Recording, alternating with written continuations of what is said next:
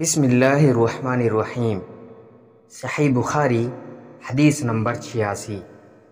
ہم سے موسیٰ بن اسماعیل نے بیان کیا، ان سے وہیب نے، ان سے حشام نے فاطمہ کے واسطے سے نقل کیا۔ وہ اسما سے روایت کرتی ہیں کہ میں عائشہ رضی اللہ تعالی عنہا کے پاس آئی، وہ نماز پڑھ رہی تھی۔ میں نے کہا کہ لوگوں کا کیا حال ہے؟ تو انہوں نے آسمان کی طرف اشارہ کیا، یعنی سورج کو گرہن لگا ہے۔ اتنے میں لوگ نماز کے لیے کھڑے ہو گئے۔ عائشہ رضی اللہ تعالی عنہا نے کہا، اللہ پاک ہے۔ میں نے کہا، کیا یہ گرہن کوئی خاص نشانی ہے؟ انہوں نے سر سے اشارہ کیا، یعنی ہاں۔ پھر میں بھی نماز کے لیے کھڑی ہو گئی، حتیٰ کہ مجھے غش آنے لگا تو میں اپنے سر پر پانی ڈالنے لگی۔ پھر نماز کے بعد رسول اللہ صلی اللہ علیہ وسلم نے اللہ تعالیٰ کی تعریف اور اس کی صفت بیان فرمائی۔ پھر فرمایا، جو چیز مجھے پہلے دکھائی نہیں گئی تھی، آج وہ سب اس جگہ میں نے دیکھ لی، یہاں تک کہ جنت اور دوزخ کو بھی دیکھ لیا، اور مجھ پر یہ وحی کی گئی کہ تم اپنی قبروں میں آزمائے جاؤ گے۔ مثل قرب کا کون سا لفظ؟ اسما نے فرمایا، میں نہیں جانتی۔ فاطمہ کہتی ہیں، یعنی فتنہ دجال کی طرح آزمائے جاؤ گے۔ کہا جائے گا قبر کے اندر کہ تم اس آدمی کے بارے میں کیا جانتے ہو؟ تو جو صاحب ایمان یا صاحب یقین ہوگا۔ کون سا لفظ؟ فرمایا، اسما رضی اللہ تعالی عنہا نے، مجھے یاد نہیں۔ وہ کہے گا، وہ محمد اللہ کے رسول صلی اللہ علیہ وسلم ہیں، جو ہمارے پاس اللہ کی ہدایت اور دلیلیں لے کر آئے، تو ہم نے ان کو قبول کر لیا اور ان کی پیروی کی۔ وہ محمد صلی اللہ علیہ وسلم ہیں۔ 3 بار اسی طرح کہے گا۔ پھر اس سے کہہ دیا جائے گا کہ آرام سے سو جا، بے شک ہم نے جان لیا کہ تو محمد صلی اللہ علیہ وسلم پر یقین رکھتا تھا۔ اور بہرحال منافق یا شکی آدمی، میں نہیں جانتی کہ ان میں سے کون سا لفظ اسما رضی اللہ تعالی عنہا نے کہا۔ تو وہ منافق یا شکی آدمی کہے گا کہ جو لوگوں کو میں نے کہتے سنا، میں نے بھی وہی کہہ دیا، باقی میں کچھ نہیں جانتا۔ حدیث نمبر 87۔ قبیلہ عبد القیس کا وفد رسول اللہ صلی اللہ علیہ وسلم کی خدمت میں آیا۔ آپ صلی اللہ علیہ وسلم نے دریافت فرمایا کہ کون سا وفد ہے یا یہ کون سے لوگ ہیں؟ انہوں نے کہا کہ ربیہ خاندان کے لوگ ہیں۔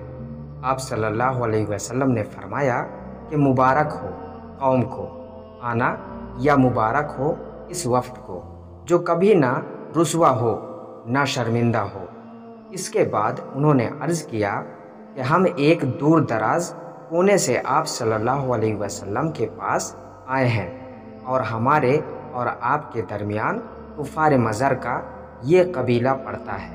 اس کے خوف کی وجہ سے ہم حرمت والے مہینوں کے علاوہ اور ایام میں نہیں آ سکتے، اس لیے ہمیں کوئی ایسی قطعی بات بتلا دیجیے کہ جس کی ہم اپنے پیچھے رہ جانے والے لوگوں کو خبر دے دیں، اور اس کی وجہ سے ہم جنت میں داخل ہو سکیں۔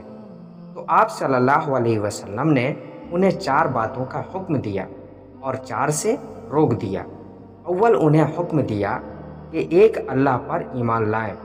پھر فرمایا کہ کیا تم جانتے ہو کہ ایک اللہ پر ایمان لانے کا کیا مطلب ہے؟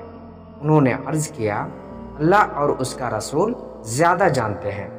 آپ صلی اللہ علیہ وسلم نے فرمایا، ایک اللہ پر ایمان لانے کا مطلب یہ ہے اس بات کا اقرار کرنا کہ اللہ کے سوا کوئی معبود نہیں، اور یہ کہ محمد صلی اللہ علیہ وسلم اللہ کے سچے رسول ہیں، اور نماز قائم کرنا، زکوٰۃ ادا کرنا، اور ماہ رمضان کے روزے رکھنا، اور یہ کہ تم مال غنیمت سے 5واں حصہ ادا کرو، اور 4 چیزوں سے منع فرمایا، دبا، ہنتم اور مزفت کے استعمال سے۔ اور چوتھی چیز کے بارے میں شعبہ کہتے ہیں کہ ابو حمزہ بسا اوقات نقیر کہتے تھے اور بسا اوقات مقیر۔ اس کے بعد رسول اللہ صلی اللہ علیہ وسلم نے فرمایا کہ ان باتوں کو یاد رکھو اور اپنے پیچھے رہ جانے والوں کو بھی ان کی خبر کر دو۔ حدیث نمبر 88۔ عقبہ نے ابو وہاب بن عزیز کی لڑکی سے نکاح کیا تو ان کے پاس ایک عورت آئی اور کہنے لگی کہ میں نے عقبہ کو اور جس سے اس کا نکاح ہوا ہے اس کو دودھ پلایا ہے، نہ تو نے کبھی مجھے بتلایا ہے۔ یہ سن کر عقبہ نے کہا مجھے نہیں معلوم کہ تو نے مجھے دودھ پلایا ہے اور نہ تو نے کبھی مجھے بتایا ہے۔ تب عقبہ سوار ہو کر رسول اللہ صلی اللہ علیہ وسلم کی خدمت میں مدینہ منورہ حاضر ہوئے اور آپ سے اس کے متعلق دریافت کیا تو آپ صلی اللہ علیہ وسلم نے فرمایا کس طرح تم اس لڑکی سے رشتہ رکھو گے حالانکہ اس کے متعلق یہ کہا گیا۔ تب عقبہ بن حارث نے اس لڑکی کو چھوڑ دیا اور اس نے دوسرا خاوند کر لیا۔ حدیث نمبر 89۔ عمر رضی اللہ عنہ روایت کرتے ہیں کہ میں اور میرا ایک انصاری پڑوسی دونوں اطراف مدینہ کے ایک گاؤں بنی امیہ بن زید میں رہتے تھے جو مدینہ کے پورب کی طرف بلند گاؤں میں سے ہے۔ ہم دونوں باری باری نبی کریم صلی اللہ علیہ وسلم کی خدمت شریف میں حاضر ہوا کرتے تھے۔ ایک دن وہ آتا ایک دن میں آتا۔ جس دن میں آتا اس دن کی وحی کی اور رسول اللہ صلی اللہ علیہ وسلم کی فرمودہ دیگر باتوں کی اس کو خبر کر دیتا تھا، اور جب وہ آتا تھا تو وہ بھی اسی طرح کرتا۔ تو ایک دن وہ میرا انصاری ساتھی اپنی باری کے روز حاضر خدمت ہوا۔ جب واپس آیا تو اس نے میرا دروازہ بہت زور سے کھٹکھٹایا اور میرے بارے میں پوچھا کہ کیا عمر یہاں ہے؟ میں گھبرا کر اس کے پاس آیا۔ وہ کہنے لگا کہ ایک بڑا معاملہ پیش آ گیا ہے، یعنی رسول اللہ صلی اللہ علیہ وسلم نے اپنی بیویوں کو طلاق دے دی ہے۔ پھر میں اپنی بیٹی حفصہ کے پاس گیا، وہ رو رہی تھی۔ میں نے پوچھا کیا تمہیں رسول اللہ صلی اللہ علیہ وسلم نے طلاق دے دی ہے؟ وہ کہنے لگی میں نہیں جانتی۔ پھر میں نبی کریم صلی اللہ علیہ وسلم کی خدمت میں حاضر ہوا۔ میں نے کھڑے کھڑے کہا کہ کیا آپ صلی اللہ علیہ وسلم نے اپنی بیویوں کو طلاق دے دی ہے؟ آپ صلی اللہ علیہ وسلم نے فرمایا نہیں، یہ افواہ غلط ہے۔ تب میں نے تعجب سے کہا اللہ اکبر، اللہ بہت بڑا ہے۔ حدیث نمبر 90۔ ایک شخص حزم بن ابی کعب نے رسول اللہ صلی اللہ علیہ وسلم کی خدمت میں آ کر عرض کیا یا رسول اللہ، فلاں شخص معاذ بن جبل لمبی نماز پڑھاتے ہیں، اس لیے میں جماعت کی نماز میں شریک نہیں ہو سکتا، کیونکہ میں دن بھر اونٹ چرانے کی وجہ سے رات کو تھک کر چکنا چور ہو جاتا ہوں اور طویل قرات سننے کی طاقت نہیں رکھتا۔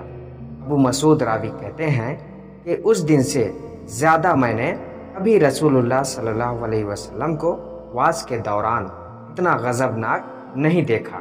آپ صلی اللہ علیہ وسلم نے فرمایا اے لوگو، تم ایسی شدت اختیار کر کے لوگوں کو دین سے نفرت دلانے لگے ہو۔ سن لو، جو شخص لوگوں کو نماز پڑھائے وہ ہلکی پڑھائے، کیونکہ ان میں بیمار، کمزور اور حاجت والے سبھی قسم کے لوگ ہوتے ہیں۔